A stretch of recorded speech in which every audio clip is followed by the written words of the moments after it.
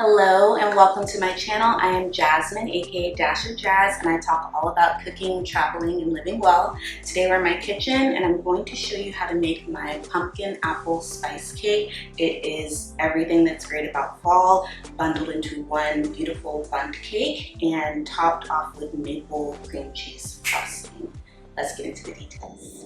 So this is everything you'll need for the cake, plus 4 eggs and a few tablespoons of melted butter. First up is all-purpose flour. I've sifted it just to make sure I have an accurate measurement, along with some packed brown sugar. This is going to give us a deep, rich, molassesy flavor to the cake, which I personally love. Next up is some pumpkin puree. This is just plain old pumpkin puree that you would buy in a can at the grocery store. It's 1 cup, which is about half of a can. You'll also need half of a large apple or a whole smaller apple. I have the measurements for each ingredient that you'll need for this recipe linked in the video description box. Next up in this bowl, if you can see it, there's baking powder and soda, as well as the spices that will make it a spice cake: cinnamon, ginger, clove, and nutmeg. Also half a teaspoon of sea salt, some milk. You can use plant-based milk, dairy milk, whatever it is that you prefer. I have literally tried it all in this cake.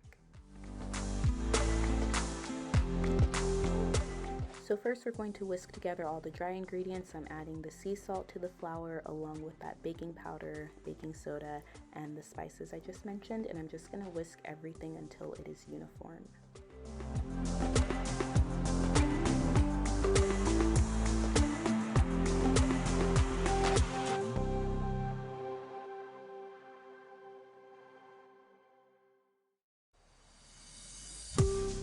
So now let's grate the apple that we're going to incorporate into our cake batter. This apple adds moistness as well as so much fresh apple flavor to the cake. And if you don't care for the peels, you can just peel the apple before you start grating it. I don't mind, so I'm just going in.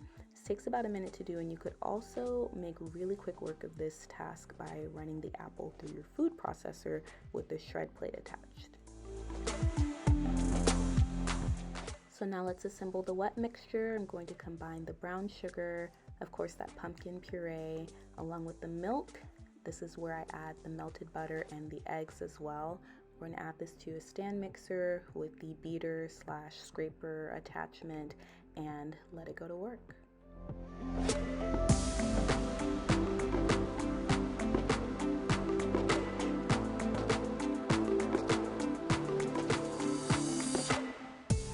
And now let's add in the dry mix. I'm going to add it in about half at a time just to make sure that it gets well incorporated.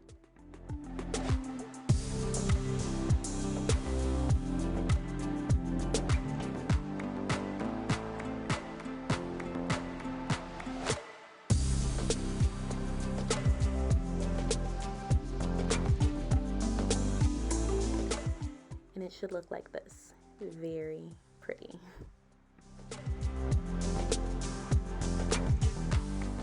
And now I'm adding in the apple to the cake batter and just stirring it by hand to get it incorporated and to make sure that I don't overwork the cake batter.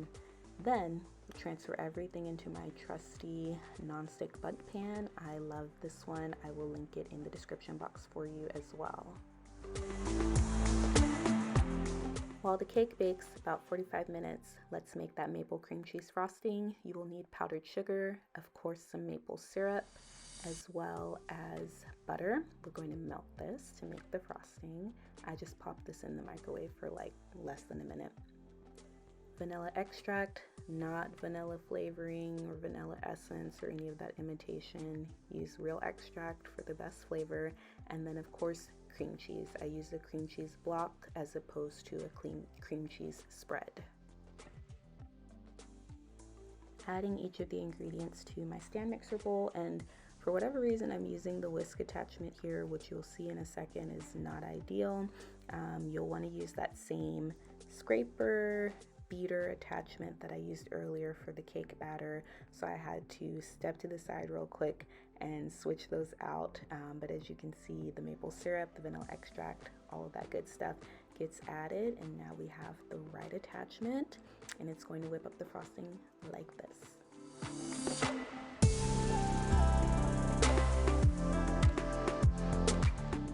Now back to our beautiful cake. She's ready. I'm going to turn it out onto a pedestal, cake pedestal, but you could use a plate or whatever it is that you want to serve the cake off of, and it comes out of the pan flawlessly.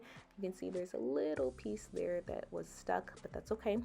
Now we're going to add that maple cream cheese frosting over top. You can see that it is thick and luscious, and I'm going to speed this part up a little bit.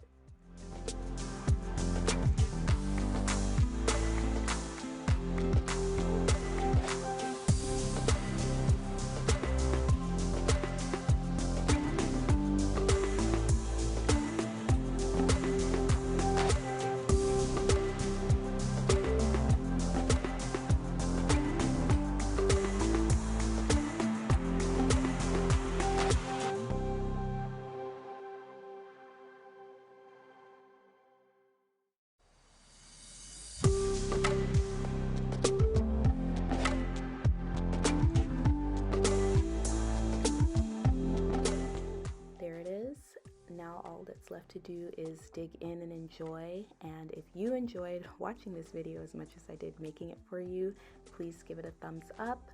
Leave any questions you might have in the comments. I would love to hear from you. And last but not least, make sure you click that subscribe button because I put out new videos like this every single week. Thank you for watching.